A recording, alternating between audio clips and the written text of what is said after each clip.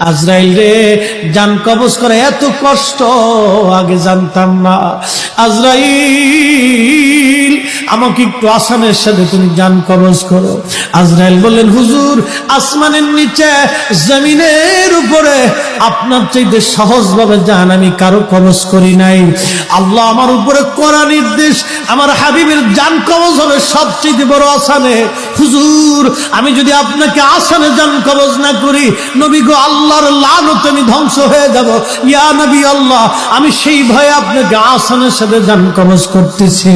হুজুর গো, আপনি নবীর আগে এবং পরে এত আসানে কারো জান কবজ হয় নাই, হবে না। আল্লাহর নবী ডেকে বলে, আজরাইল, জান কবজ এত কঠিন, এত কঠিন, আমার কাছে কষ্ট হয়।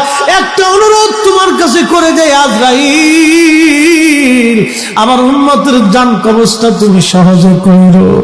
আমার উম্মত গুনাহগার, আমার উম্মত পাপী, আমার উম্মত গুনাহগার, আমার উম্মতের জান তো তুমি আসানের সাথে কইরো।